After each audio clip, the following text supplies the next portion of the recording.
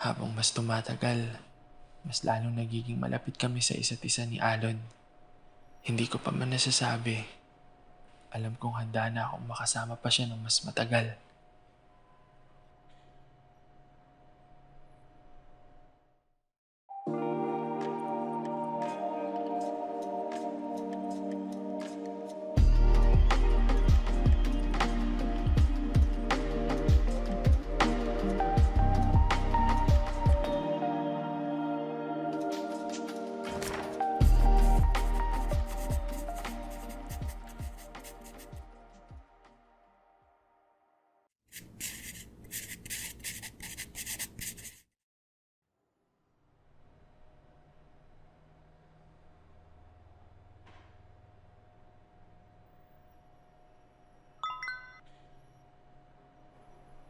Nakakabagot dito sa bahay. Bakit? Nasanay na kaagad akong kasama ka. Ikaw, hindi ka ba nasanay? Sa akin na yun.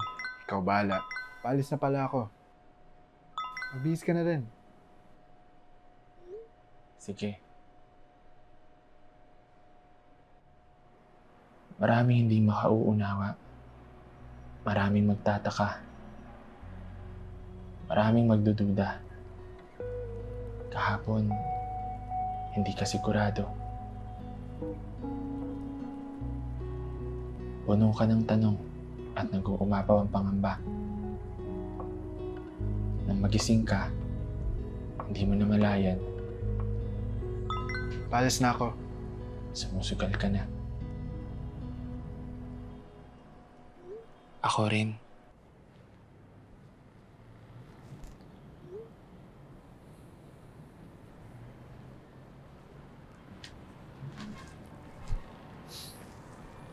Kanina ka pa?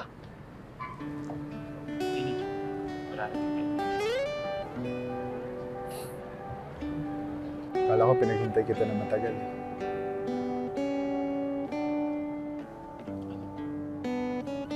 Ano?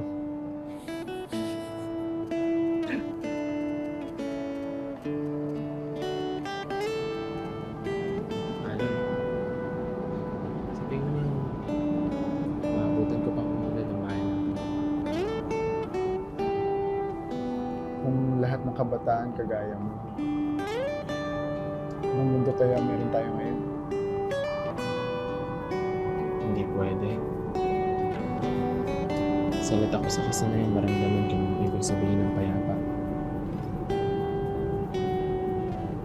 Walang kahit na sinong karapat dapat makaramdam ng lungkot na meron ako.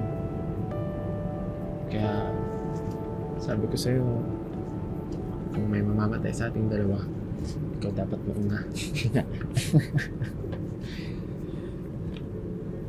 Para hindi ko maramdaman yung sakit at pangungulila sa tao hindi ko na makikita. Sigurado kang kaya mo yan?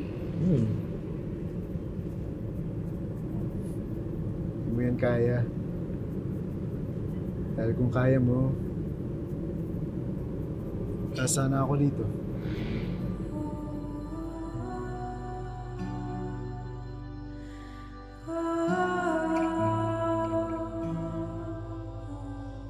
Kahit paulit-ulit kong balikan kung paano nagumpisa ang lahat, hindi ko pa rin magawang maunawaan kung bakit kailangan magtapos.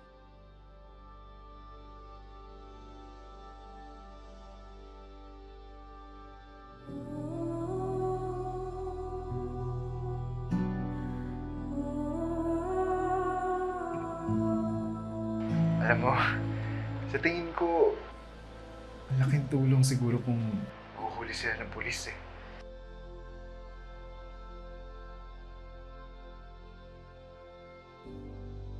Hello? Magandang hapon po. Huwag po sana kayo mabibigla. Nabaril po ang kaibigan niyo si Alon. Sinumbong po nito sa kapulisan ng kanyang tatay kaninang umaga at nadamay po sa operasyon. Ikaw po ang pupuntahan ng biktima bago mangyari ang insidente kaya ibinalam namin sa inyo. Wala na po kayong hihintayin. Wala na po ang kaibigan niyo. Napatay ang isang binatilyo alas 4 ng hapon matapos madamay sa isinagawang koplan tokhang ng pulisya sa mismong tahanan nila.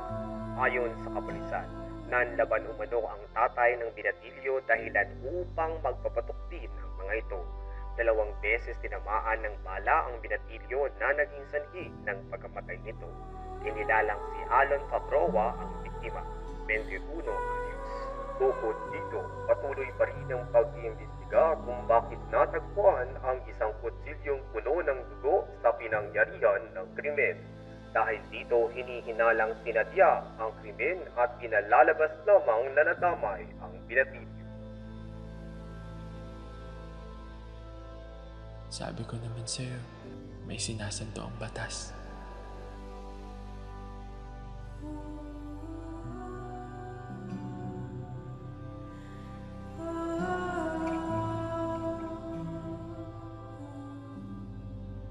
Kahit anong ulit, hindi ko pa rin magawang makarating uno. Pahinga ka na.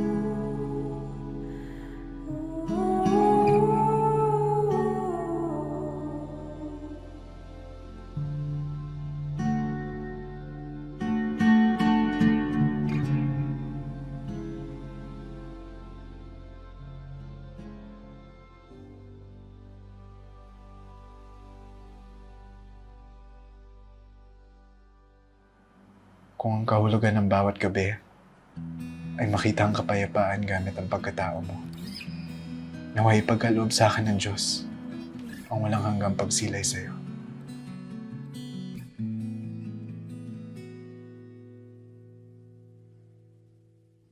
Narinig na naman ang iyong mga higpit.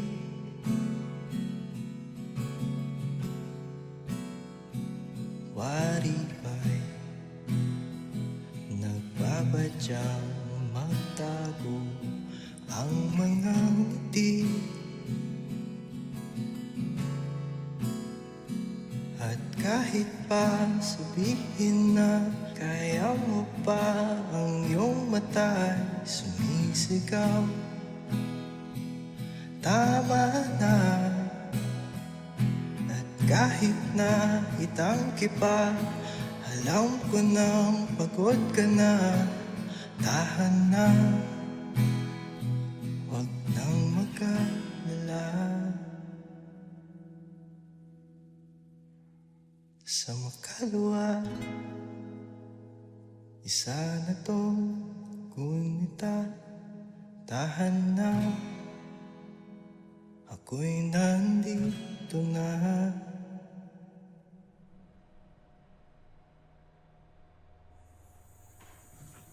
Alon, Ilang beses ako binigyan ng pagkakataon. Hindi ko man lang nagawang sabihin sa'yo kung ano yung totoong nararamdaman ko.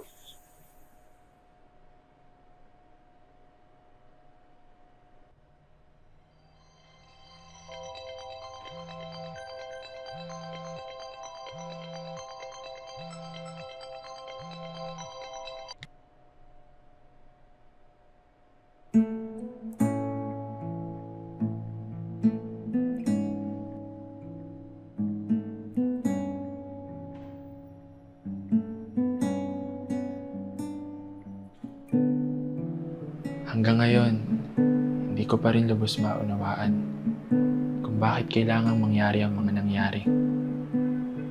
Maling pinaniwalaan ko na maaaring sumang-ayon palagi sa akin ang mundo dahil lang sa naging mabuti ako.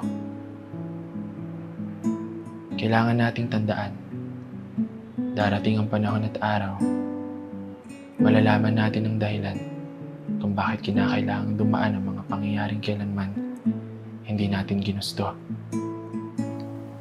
At doon, tayo mismo ang makakikita kung bakit mahalaga ang mga gunita.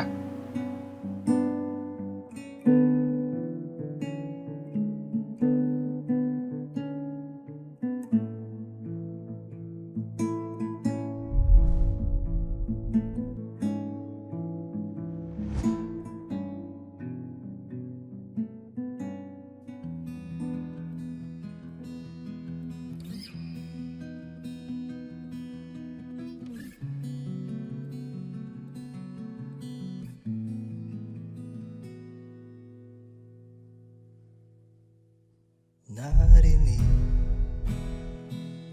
na naman ang iyong mga higpit,